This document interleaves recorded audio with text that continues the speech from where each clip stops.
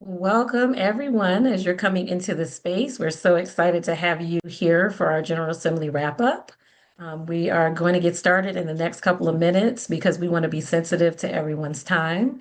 I just want to say at the top that we are recording this session.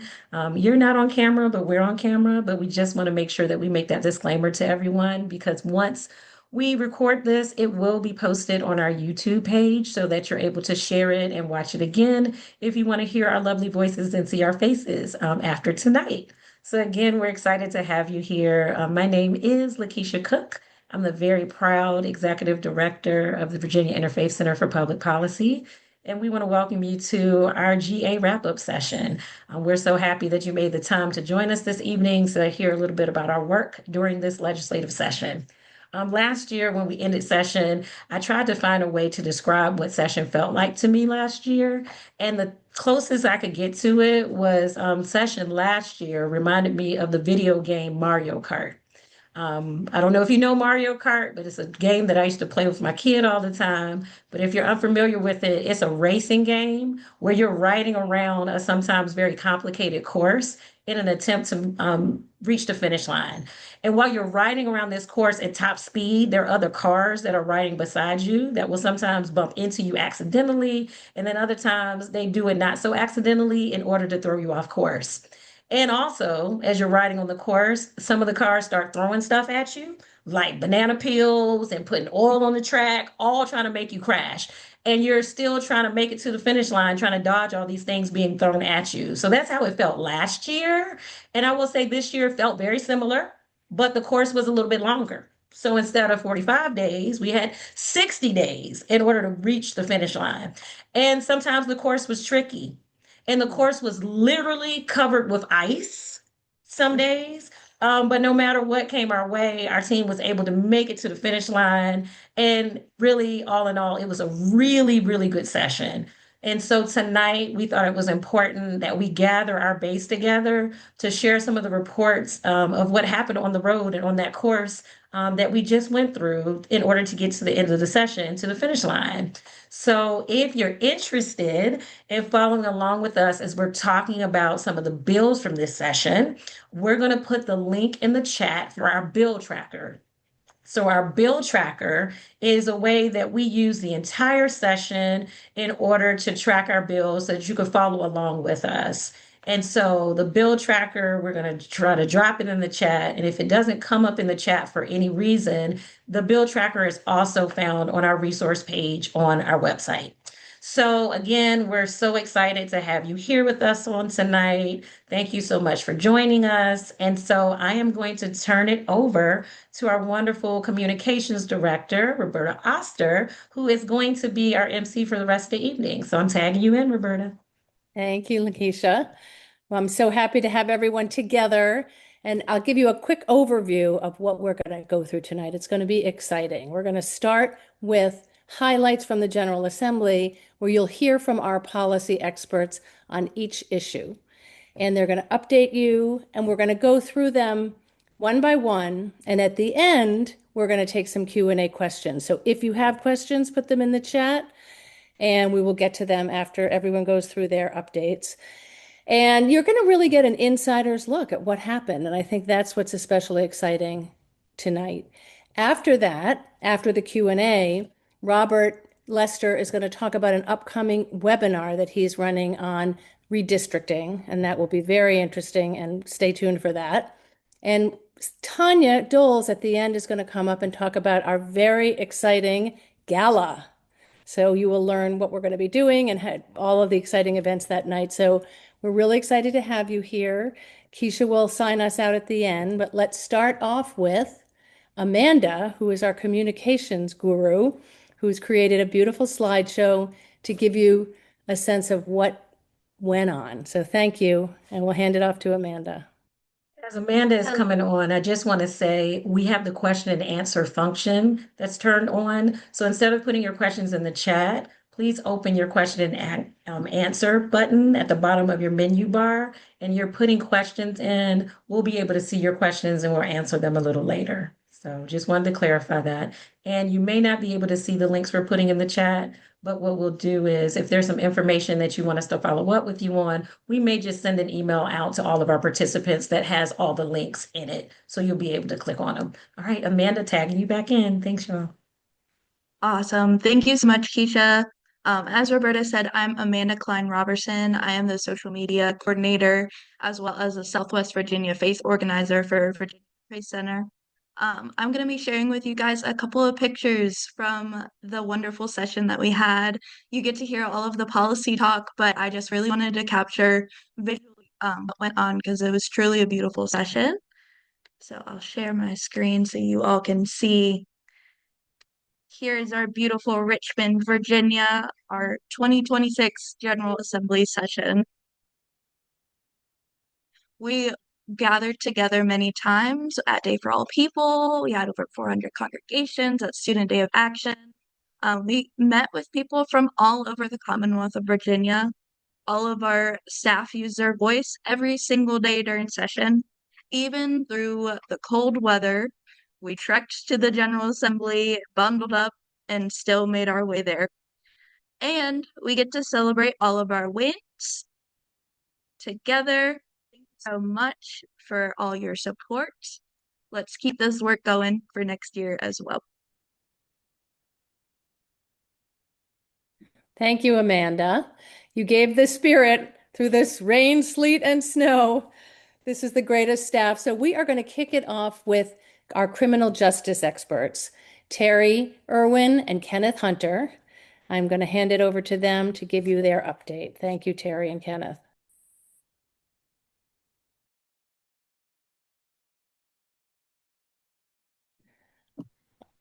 Good evening, everyone. It's a pleasure to be here with you.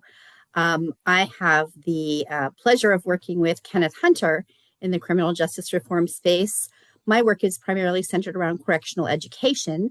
And this year, HB 1041 was patroned by Delegate Betsy Carr, started in the House. This is a bill that addressed the full spectrum of education, starting with basic literacy and teacher salaries. And importantly for us, as Virginia Interfaith Center for Public Policy is the home of the Virginia Consensus for Higher Education in Prison, this bill included the creation of a prison education task force on which we are identified as an organization to participate, and also a higher education advisory group, which includes the agency and nonprofit members that are part of the Virginia Consensus Steering Committee. So we are in the process of doing strategic planning now, and this bill allows us an opportunity to roll over the work that we have been doing in a voluntary capacity with state agencies and nonprofits, and the state takes some ownership in it. It becomes very official, so it's very exciting. The bill in the House passed every committee, every subcommittee with not a single no vote. It moved to the Senate where it also did well.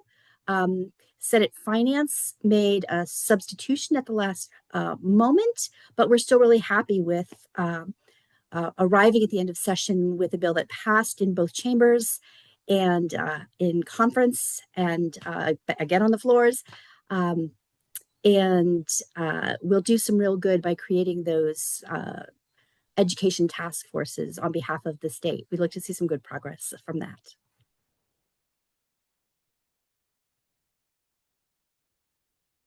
Good evening, everyone. Good evening, everyone. It's a pleasure to have you all here tonight. Yes, the General Assembly was very eventful in terms of our criminal justice support. In addition to correctional education, we are part of the Pretrial Justice Coalition and supported a bill called CAFA, which was designed to get counsel at first appearance for anyone who would find themselves in front of a judge to prevent people being wrongfully incarcerated or incarcerated for too long for petty offenses.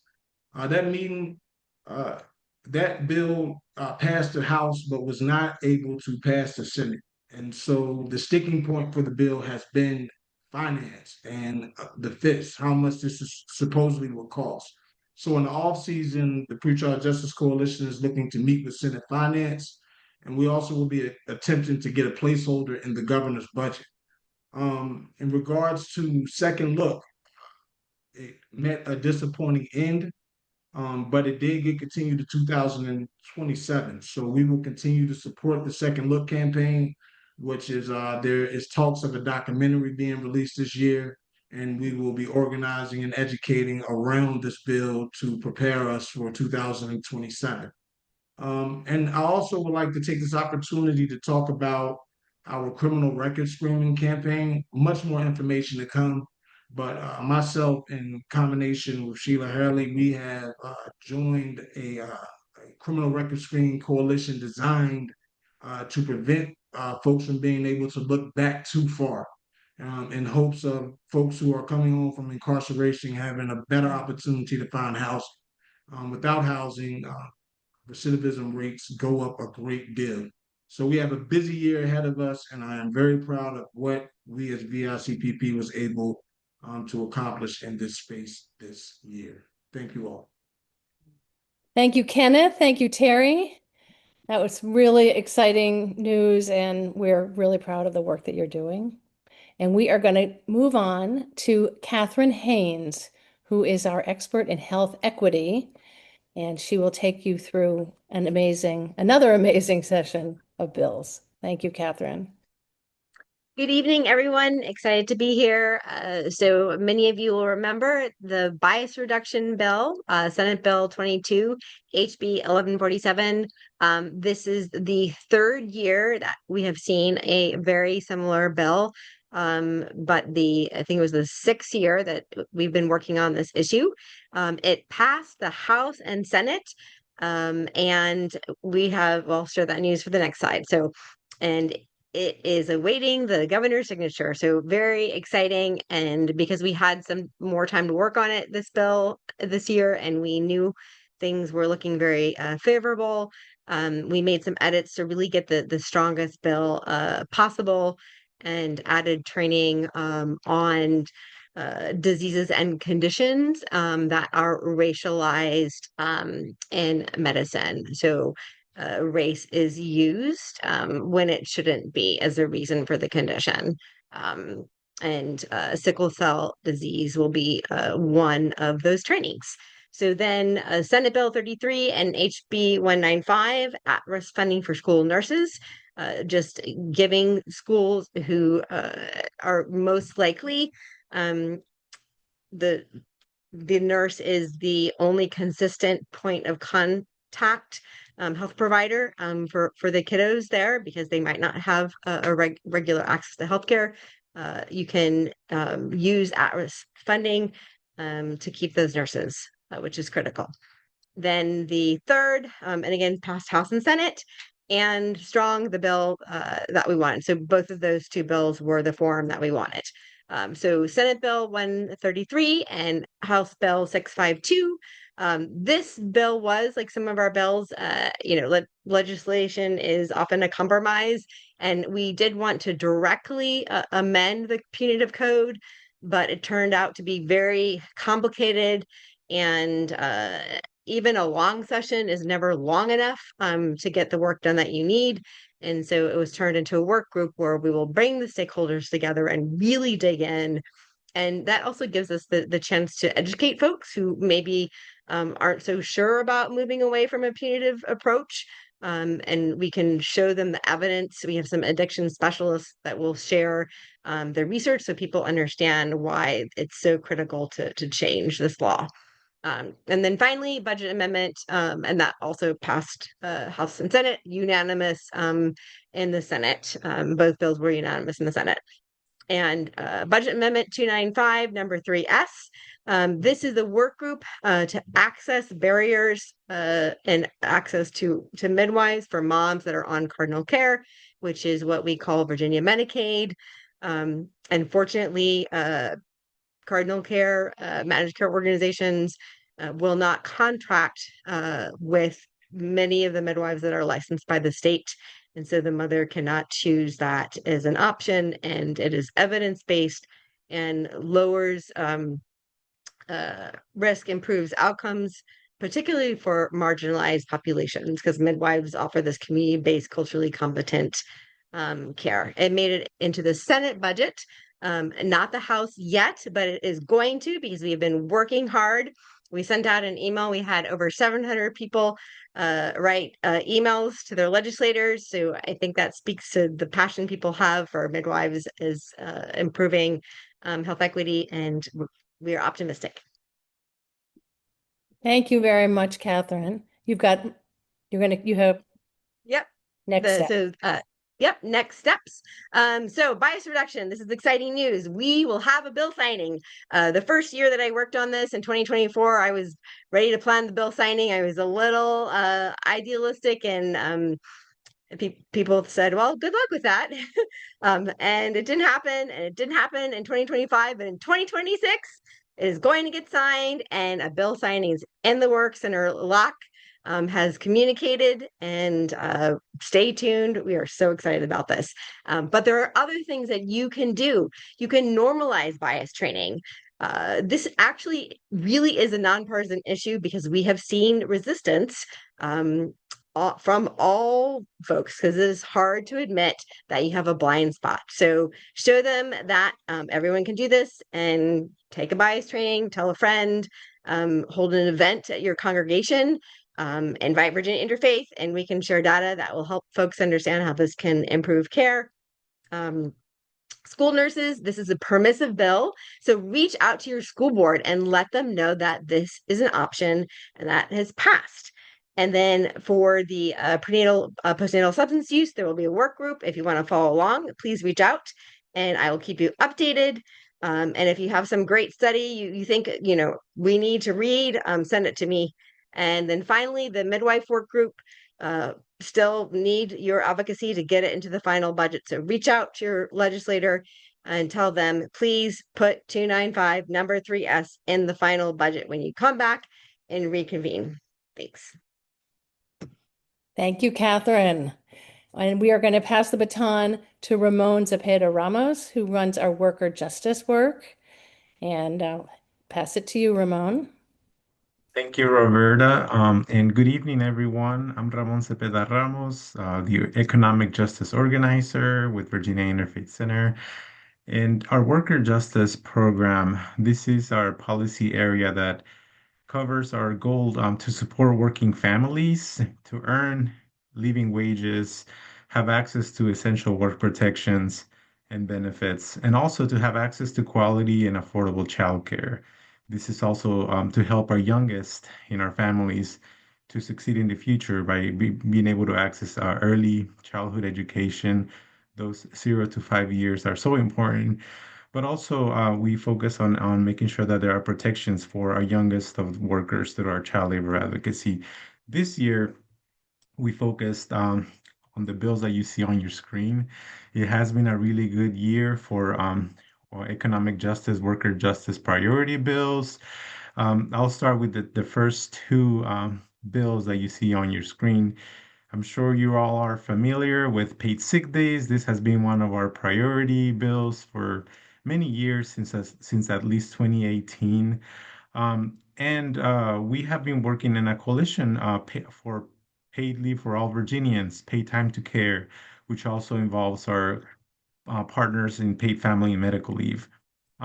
And all of these bills passed. They have passed. They're just waiting for a few more signatures. Some need signatures from the Senate and the House, Speaker of the House and the President, and then the governor's signature.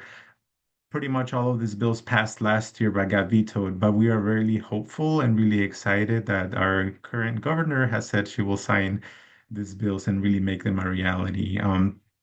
Paid sick days, as you all know, would create a standard for all workers in Virginia to earn 1 hour for every 30 hours worked of paid sick leave. This is when workers need hours or days to take care of themselves or a loved one, whether it's a doctor's appointment, maybe recovering from the flu, or taking care of a sick child, for example. We also support paid family medical leave, which would be for workers when they need paid time to care for weeks or months at a time to welcome a new baby or recover from a long-term illness. And so both of them are headed to the governor's desk for paid sick days, our main priority bill. We know that the patrons have shared with us that they're trying to work out some technical amendments related to collective bargaining language, and hopefully that will be sorted out, and the governor, when it hits her desk, will sign it. We're also reaching out to see if we can schedule a signing for these bills, but we're waiting to hear back. So stay tuned. We're really hopeful. There are other bills that we strongly support because they support working families. So if you go to the previous slide, sorry, just to mention raising the minimum wage. Finally, it's also looking like it's going to get signed, raising the minimum wage to $15 an hour. We know that that's really important, especially for low wage workers. And we're very supportive of farm worker minimum wage exemption. So finally, farm workers in Virginia can have a minimum wage and earn a minimum wage by law. We also supported overtime pay for domestic workers. And in the child care advocacy space, we've supported, as part of the Virginia Promise Partnership, a couple of bills. One to um, create a childcare calculation so that the state can really be able to predict the funding that is needed to provide quality and affordable childcare for all families. We know that workers will benefit and businesses will benefit from workers being able to go to work, both because they're healthy workers and because they have access to affordable and quality childcare. And another project would be a childcare pilot project in which the employer would also pitch in with the employee and the state to cover childcare costs. So next slide, please. Thank you. As far as next steps, I will just say that all of these bills are headed in the same direction. We're really hopeful that they'll get signed into law. For paid sick days, since this is our priority bill, I just want to mention that so far, both the House and the Senate reported the conference report, accepted it. Now we're just waiting for the Speaker of the House and the President of the Senate to sign off on the conference report bill, which is what they agreed on. And then when it gets to the governor's desk, as you know, the governor can amend, sign, or veto. We're thinking that it's likely the governor will send back an amendment from what we've been hearing, but hopefully ultimately sign it, the best paid sick days version that we can get this year, and we'll continue to work on that. And as far as the budget is related, paid sick days does have a fiscal impact statement to cover state employees that would get the benefit, but also for Department of Labor and Industry and other agencies to come up with regulations and really implement this bill, this law. It's a good investment in Virginia's workforce, and the bill comes with a delayed enactment phase-in schedule based on employer size. So it would give employers some time to adjust and prepare for this, especially the smaller businesses, which would come towards the end having to provide these benefits, starting with the larger employers and then so on and so forth. So stay tuned. We're really proud of the work that VICPP, all of you have done over the years, and thank you for getting us here. Thank you, Ramon. And now we're going to hear about affordable housing and later immigration from Sheila Herlihy Hennessy. Hello, all. It has, as everyone's been saying, been a busy, busy session. So, as you may recall, we've been working for several years on a policy priority called Faith in Housing, or Yes in God's Backyard. And both of the bills that we had around this topic passed with bipartisan support in both chambers of the legislature. So first, HB 594, which was expediting affordable housing, passed with really strong bipartisan support. This bill allows localities to pass an ordinance speeding up rezoning approvals for affordable housing developments. Essentially, that decreases uncertainty and makes it easier and less crazy expensive to build affordable housing.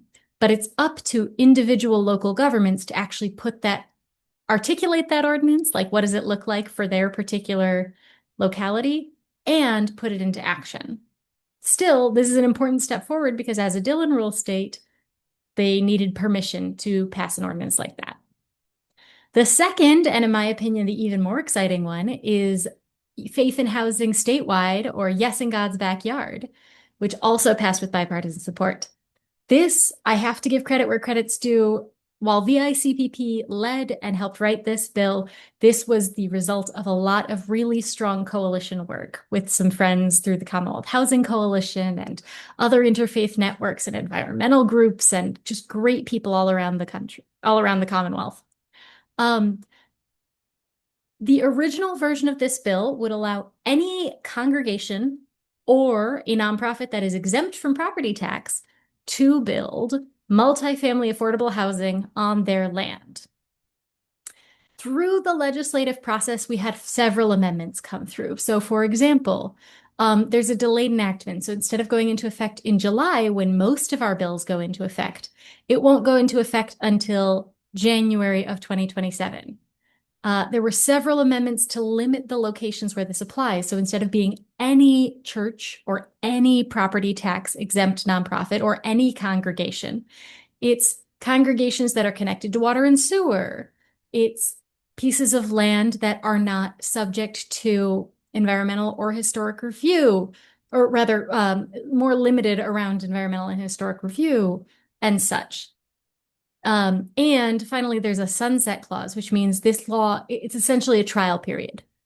The Yes in God's Backyard law will go into effect for 4 years, and then, unless the legislature acts, it would end. So we want to really give the legislators a proof of concept that this is a worthwhile step forward in attacking our housing crisis. There's a couple of little technical amendments we are trying to get the governor to sign right now, and we've got a clergy action letter that I will talk more about on the next slide. But before we get there, I'll talk about the bills we supported, again, with other coalition partners. So Faith in Housing was mostly based on supply side. But of course, as people of faith, we know that there is a strong need to protect tenants and reduce evictions.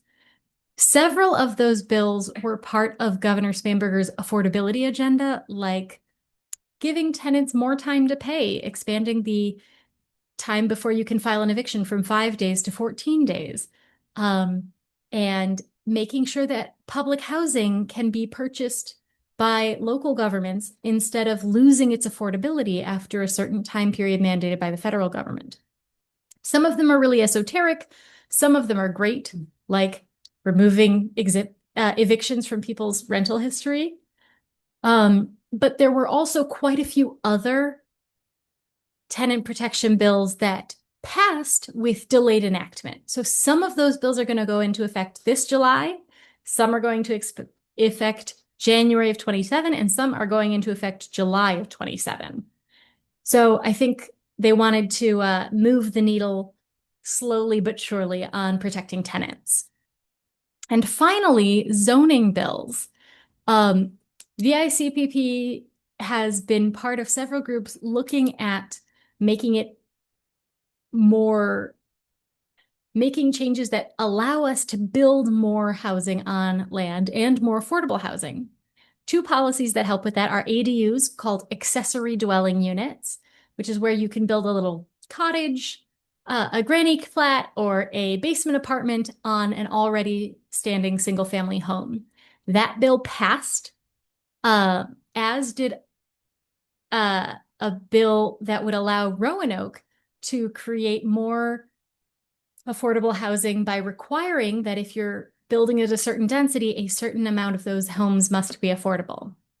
However, a couple of other zoning and supply side bills either died or passed with a reenactment clause. So we were sorry to hear the statewide version of inclusionary zoning, which creates more affordable housing. That one died, as did a few bills, like one that would make building housing near transit easier. Still, we're excited to see this progress.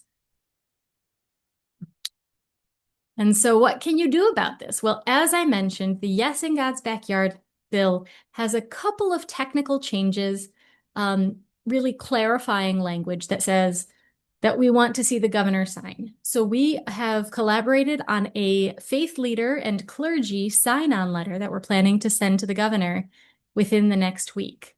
Keisha might be putting that in the chat. In any case, it will be included in your follow-up email.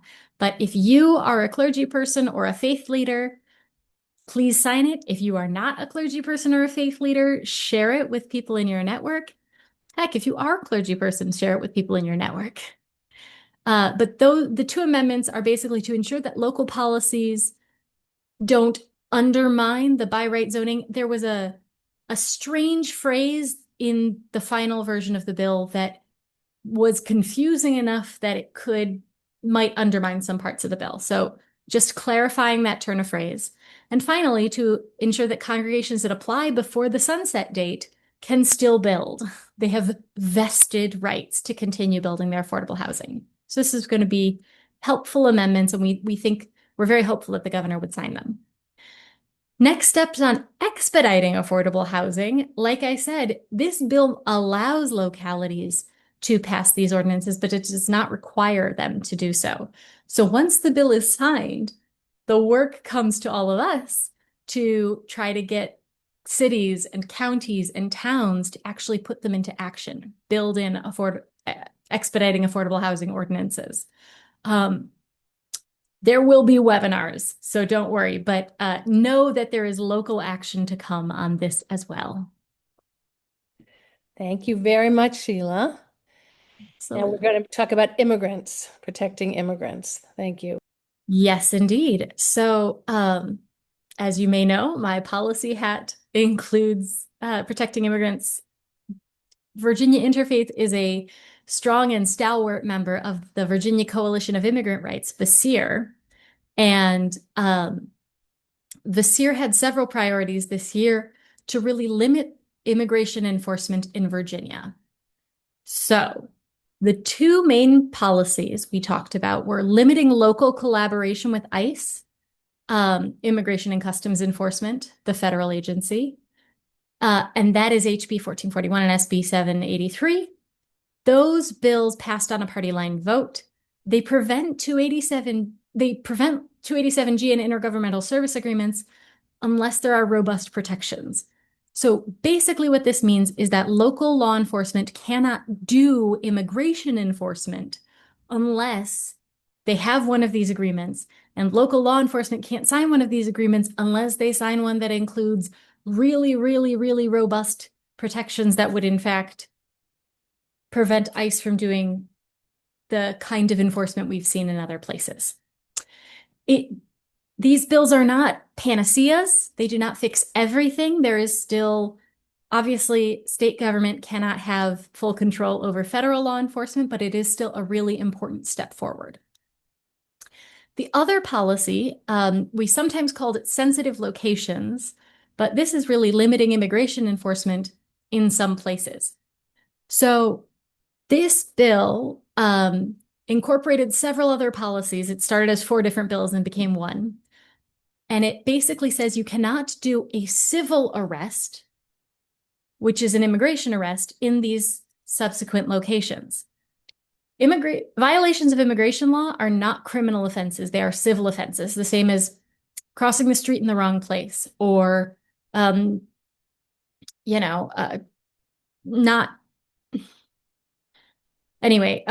you'd get sued for in small claims court. Those are civil offenses. And they don't follow the same process as criminal offenses.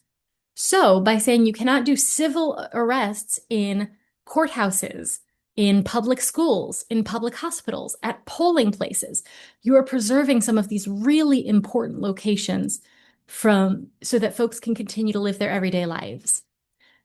Now, the reason that this sensitive locations thing isn't broader is because these locations are all owned or controlled by state and local government.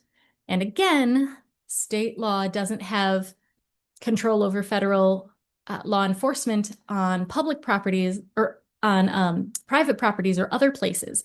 But there is a good constitutional argument to be made that state law can have precedence in these places run by the state and localities. So that is why the sensitive locations bill, the limiting immigration enforcement bill, is so targeted. I think that's it. Okay, thank you very much. Very briefly, a couple of next steps on immigration. We are waiting for the governor's signature. All the little asterisks as you've seen throughout. She has until April 13th to make her decision, sign, amend, or veto. And I do think that both of these policies are going to require some local education for our immigrant neighbors, for our faith communities, and for local law enforcement. And you'll see on board, there is a lot of sovereignty that remains in the hands of federal law enforcement. So, of course, federal advocacy is still needed. We stay plugged in those spaces and encourage you to do the same. But we are excited to see Virginia moving forward to become a safer and more welcoming place for all of our neighbors. Thank you. We are going to hand the floor back to Keisha. Thank you so much, Roberta, and thank you for our staff that has shared so far, giving updates on all the great work that has happened this session. We see some questions coming in the question and answer chat box, but I want to encourage you, if you have more questions, make sure that you put them in the box, the question and answer box, so that we can get to it once we finish sharing some more information about some of the work that we've been doing. So just to quickly touch on some of the other issues that we were supporting and working on this session, there was a bill to ban the sale of assault weapons. There was a House version and a Senate version, and so the bill did pass both chambers, and so we're waiting for the governor to act on those bills. And so stay tuned to see what happens with those, along with, and we've supported the banning of assault weapons in the past. And so again, this was something that we supported this session. So we just wanted to highlight what happened in that particular, with those particular bills. In addition to supporting the banning sales of assault weapons, as always, we keep our eye on bills that are really looking at protecting voting rights in elections. And so there were several bills that we were keeping our eyes on. HB 28 and SB 52 were designed to create a quiet period that will prevent large-scale purges happening to our voting rolls right before elections. If you remember, in some years previous, that did happen. And so we were trying to prevent that from happening again. Sadly, those bills, even though they passed their first chambers, they did die.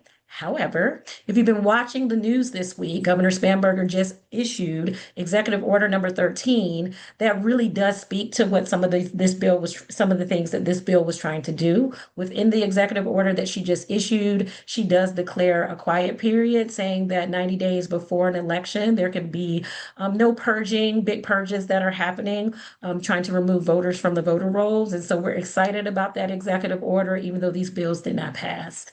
There was another bill that we were keeping our eye on, HB 972, which also addressed strengthening the voter registration maintenance process. And I believe Sia Price was the patron of that bill. And so we're just grateful for all the work that she does trying to protect voting and elections. Lastly, we were supporting the Fair Share tax bill that really spoke to making sure that corporations and those that are millionaires or those that are wealthy are paying their fair share in taxes. Unfortunately, that bill was tabled in the first committee it came up in, and so that bill will be carried over to next session. There weren't a lot of tax reform bills that were able to make it through this particular session, but we're hopeful next year. So we'll continue to advocate and educate when it comes to tax reform. And we just ask you to stay tuned. So as we're talking about what's coming up next, some things have already been highlighted. The staff has said this date a million times, but I'm going to say it 1,000,001 times. April 13th is the last day that Governor Spanberger has to take action on the bills that the legislature has sent to her desk. And so she gets to make a decision. Either she's going to send some amendments, she's going to veto, or she's going to sign the bills. And so we're watching closely as that date continues to get closer and closer. And we'll be sharing information as she starts taking action on the bills that we have sent to her desk. After April 13th, April is a very busy month. On April 21st, the redistricting ballot initiative election day happens. Early voting is open now, but the actual election day is going to be on the 21st.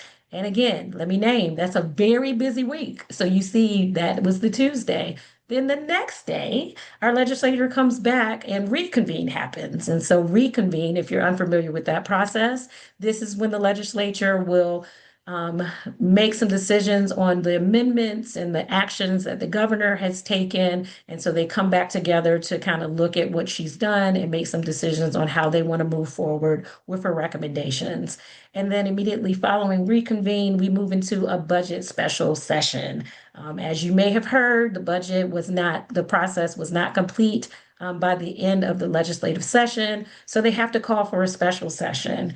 So what we're going to do, we need you to bring your voice in. We have put out an action alert about our budget. And so we're going to put in the chat again. We need you to reach out to your legislators and tell them what we would like to see in the final budget that they plan to send to the governor. So please take a moment and send something to your legislator. So we'll drop that link in the chat so you're able to send that action alert. You have heard us name paid sick days, has budget implications. You have named us here. The midwife work group that we're proposing also has budget implications. And so we just need you all to tell our legislators what you want to see in the final budget. So please make sure you take the time to do that. So now that that is done, we're going to move to our question and answer period. And so I'm going to open up the question and answer that has been sent to us, and staff, I'm going to share kind of what's in here and ask you to kind of jump in and bring your voice in. So the first question that we have is, what does the bias reduction training provide for? So that's you, Catherine. Yes, I think I went a little too fast on that one.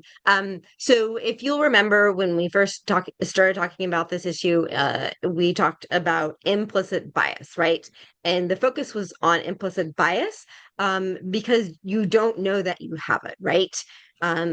This is brain science. We have an unconscious beliefs that lead to shortcuts and actions without thinking, right? So slowing down your thinking, you can address bias.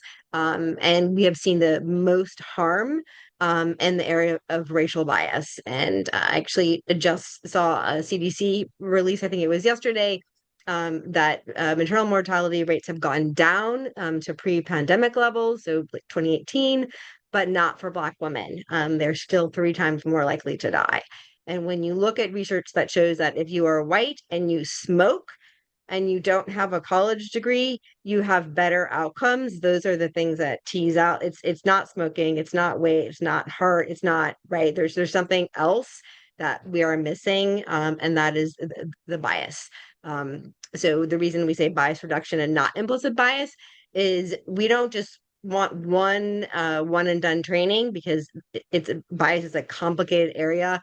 And so there are many different things that you can learn to reduce your bias, right? So you could do a cultural competency training, and VCU actually had a great training on what to do during Ramadan, because you might have biases because you didn't, for example, this patient is being really difficult because she won't take her medication. Well, did you know she can't take her medication, right? And so you have to figure out how to retitrate, what are you going to do? She can take it in the morning, before sunrise, and then after sunset, but not during the day, right?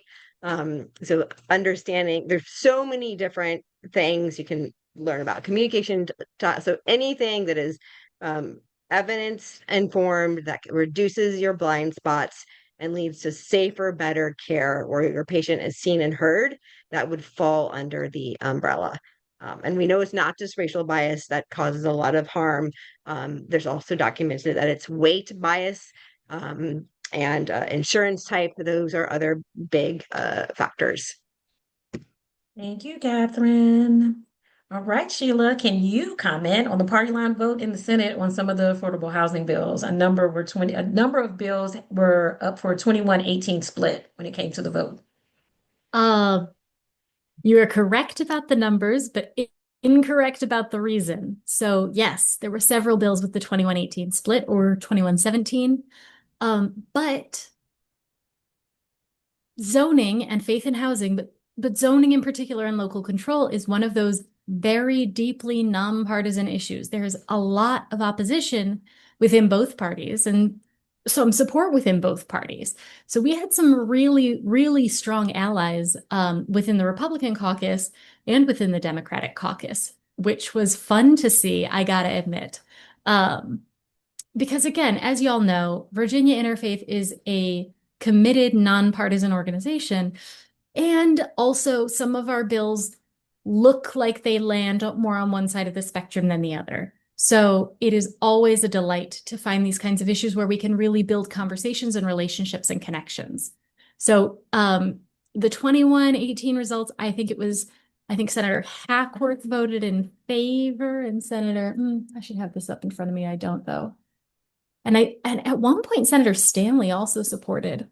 I can pull up the details, but I do recommend checking it out. And the same is true on the House side. Quite frankly, we did not get a full Democratic caucus in support of any of our faith and housing bills, but we did get 2 or 3 Republicans who said, yeah, no, this is ideologically what I believe in. And that was very fun.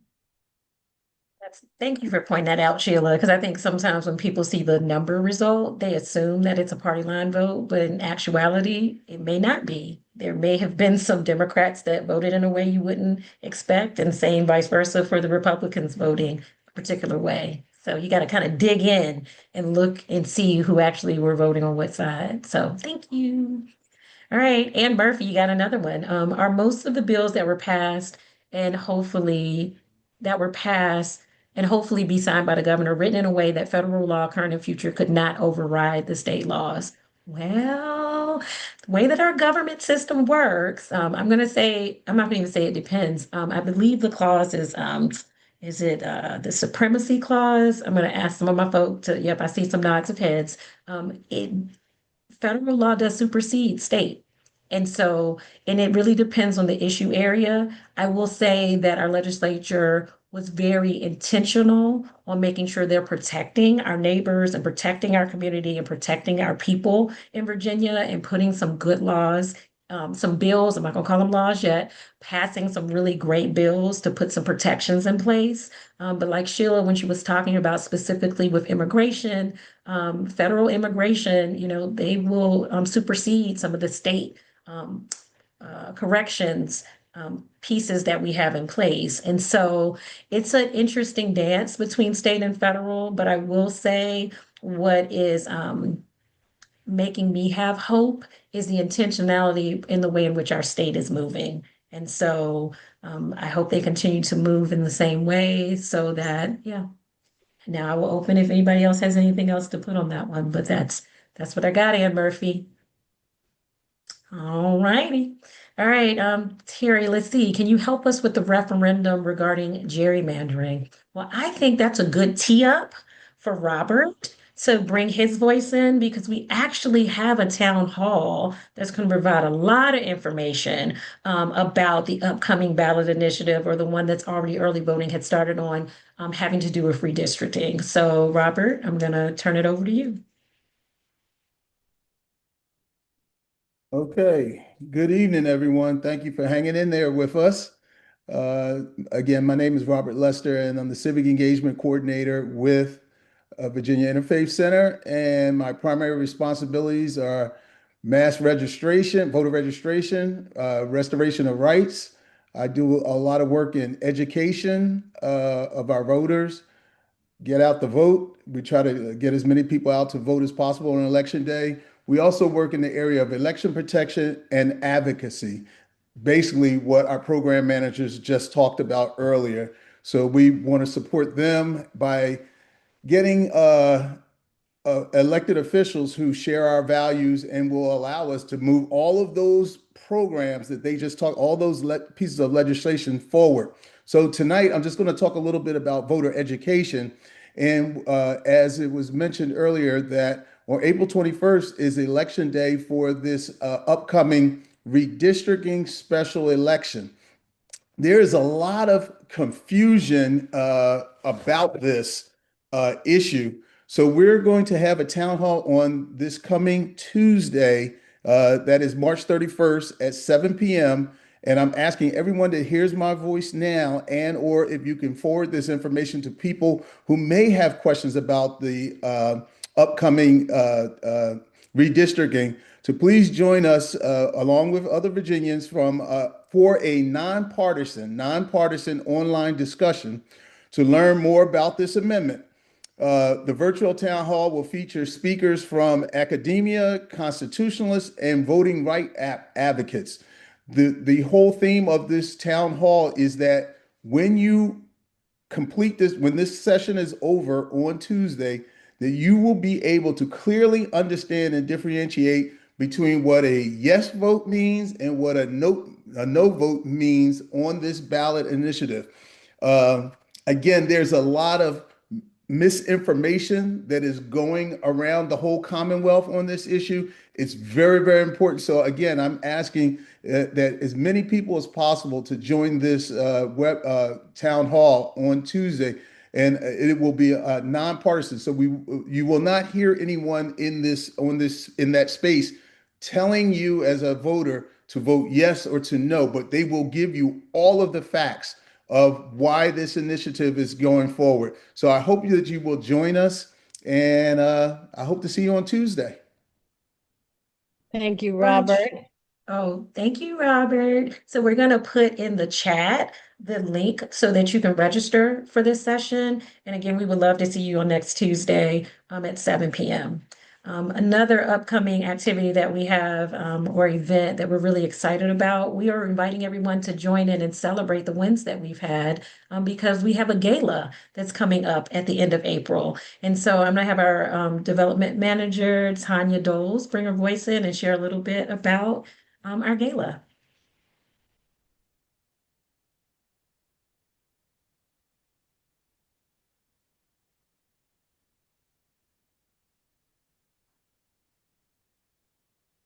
Tanya, are you talking? We can't hear you.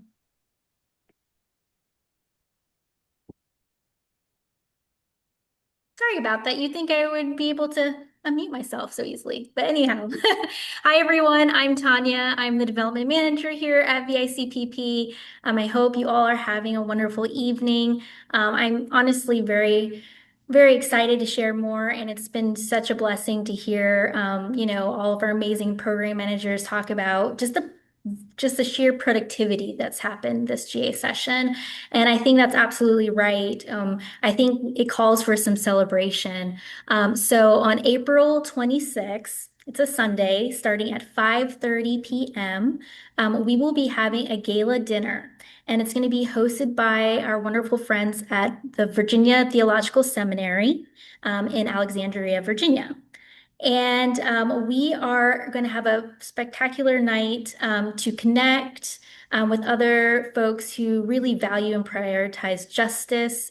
All of the funds for the evening will go towards this amazing work, including our program of advocacy for all these issues that we've talked about tonight, our educational workshops this summer, and of course, our civic engagement work. So it's really going to be a heartfelt evening. Reverend Dr. Lakeisha Cook, she will be our keynote speaker of the evening. So we have a lot to look forward to. So let me share my screen so you kind of get to know how to get your ticket. And I'm also putting in the chat the direct website to get your ticket. Or maybe you can. I can't put shit in the chat. Okay, so if you go to virginiainterfaithcenter.org and then click on events, Growing Justice Gala here, you'll see our Growing Justice Gala event page. And then you're just going to click this registration link here at the bottom. And it will take you to our event page. And there's a lot of great information here, including the time, the place, the map, the itinerary if you scroll down, how to get involved. And over on the right hand, you'll see how to pick your tickets. So you'll see some general admissions, early bird, some group bundles, sponsorships, and all of that. So I want you to kind of take a look and explore. And for those folks who are not in the Northern Virginia region, who are in other areas of the Commonwealth, I definitely want to encourage you to stay involved and join us for the program. So you can join us live stream. This will be the first time that we're ever going to experiment with this, so we're really excited. You might want to organize a watch party with, some friends and family, maybe your congregation. So there are plenty of options to join, and I hope to see you there. So I'm going to kick it back off to Keisha or Roberta. Thank you, Tanya. So again, we would love to celebrate with you all. Cocktail hour starts at 5 o'clock. So come celebrate with us. We're really grateful for our planning team that has been working collectively with our staff to execute this.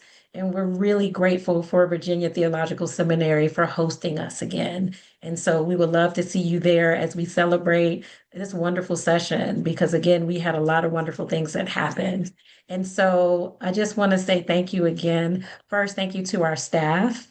Thank you for showing up how you always show up and working extremely hard to get all of these bills through.